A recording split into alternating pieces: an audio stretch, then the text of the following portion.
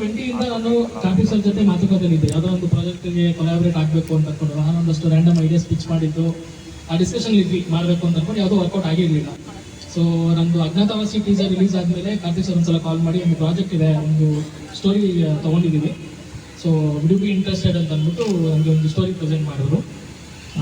Story ಬರೆದಿರೋದು ಬಂದು ದೀಪಕ್ ವೆಂಕಟೇಶ್ ಅಂತ ಅಂದ್ಬಿಟ್ಟು ಮುಂಬೈ ಬೇಸ್ಡ್ ರೈಟರ್.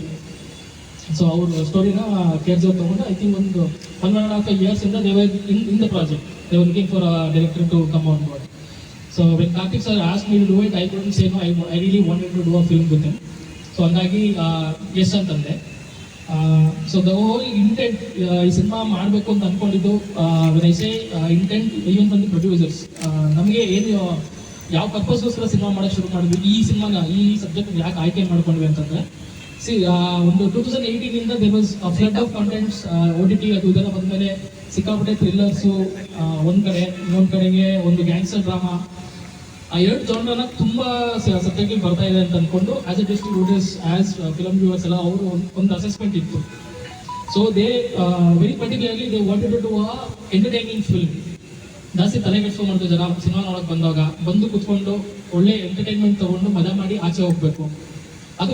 ಅದು ಈ ಸಿನಿಮಾಗೆ ಒಂದು ಹುಟ್ಟಿ ಈ ಸಿನಿಮಾ ಈ ಸಬ್ಜೆಕ್ಟ್ ಮಾಡೋದಕ್ಕೆ ಅಂತ ಅಂದ್ಕೊಂಡು ಇವ್ರಿಗೂ ಒಂದು ಇಂಟೆನ್ಷನ್ ಇದ್ದಿದ್ದು. ಕತೆ ವೆರಿ ಸಿಂಪಲ್, ನಾವೇನು ಜಾಸ್ತಿ ಹಿಡಿದಿಟ್ಕೊಂಡು ಮಾಡೋಂಥದ್ದೇನಿಲ್ಲ. Very easy film, very simple subject ತೊಗೊಂಡೇ ಮಾಡಿದ್ದೀವಿ. ಈ ಬಟರ್ಫ್ಲೈ ಎಫೆಕ್ಟ್ ಅಂತ ಅಂತಾರಲ್ಲ ಆ ಥರ. ಸೊ ಬೇಸಿಕಲಿ ಒಬ್ಬ ಕೊರಿಯರ್ ಬಾಯ್ದು ಒಂದು ಮಿಸ್ಟೇಕಿಂದ ಒಂದೆರಡು ವರ್ಲ್ಡ್ಸ್ ಇರುತ್ತೆ ಈ ಸಿನಿಮಾದ. ಒಂದೆರಡು ವರ್ಲ್ಡ್ ಇದೆ. ಒಂದು ಈ ಡ್ರಗ್ ಫ್ಯಾಮಿಲಿದು ಒಂದು ವರ್ಲ್ಡು, ಇನ್ನೊಂದು ಒಂದು ಕಾಮನ್ ಸಿಟಿಸನ್ಸ್ದು ಒಂದು ವರ್ಲ್ಡು. ಆ ಕೊರಿಯರ್ ಬಾಯ್ ಮಾಡೋ ಒಂದು ಮಿಸ್ಟೇಕಿಂದ ಈ ಎರಡು ವರ್ಲ್ಡ್ ಹೆಂಗೆ ಮಿಕ್ಸ್ ಆಗುತ್ತೆ, ಆ ಮಿಕ್ಸ್ ಆಗಿ ಬರೋದ್ರಲ್ಲಿ ಅದೇನು ಡ್ರಾಮಾ ಕ್ರಿಯೇಟ್ ಆಗುತ್ತೆ, ಅದು cinema. There's no suspense to it, ಅಥವಾ ತುಂಬ ಏನು ಜಾಸ್ತಿ ಇದೇನಿಲ್ಲ.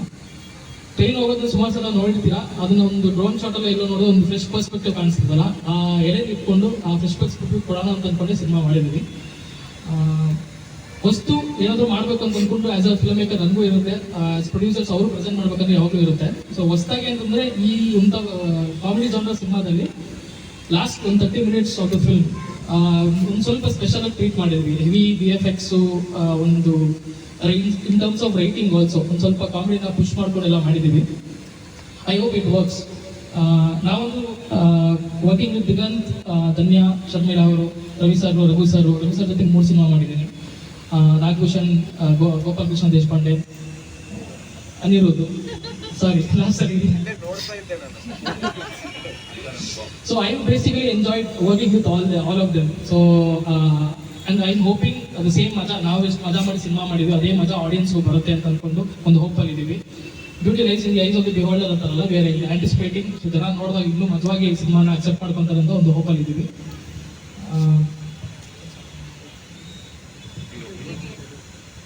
TF ಜೊತೆ ಕೊಲಾಬರೇಟ್ ಮಾಡಿರೋದು, it is a very good opportunity. Thank you for Karthik sir and Yogi by.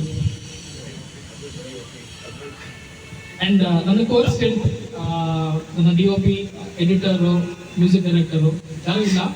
So ಇಲ್ಲಿ ಬಂದು ಪ್ರೆಸೆಂಟ್ ಇಲ್ಲ, ಸದ್ಯಕ್ಕೆ ಇದ್ದಾರೆ, ಇಲ್ಲಿ ಪ್ರೆಸೆಂಟ್ ಇಲ್ಲ.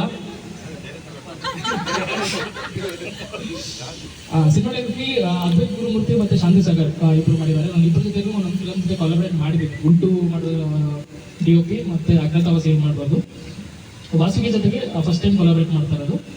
ಎಡಿಟ್ ಬಂದು ನನ್ನ ಲಾಂಗ್ ಟೈಮ್ ಕೊಲಾಬರೇಟರ್ ಮತ್ತು ಕೋ ಡೈರೆಕ್ಟರ್, ನನ್ನ ಎಲ್ಲ ಸಿನಿಮಾಗಳಿಗೂ ಕೋ ಡೈರೆಕ್ಟರ್ ಆಗಿದ್ದಂಥ ಹರಿಕೃಷ್ಣ ಅಂತ ಅಂದ್ಬಿಟ್ಟು.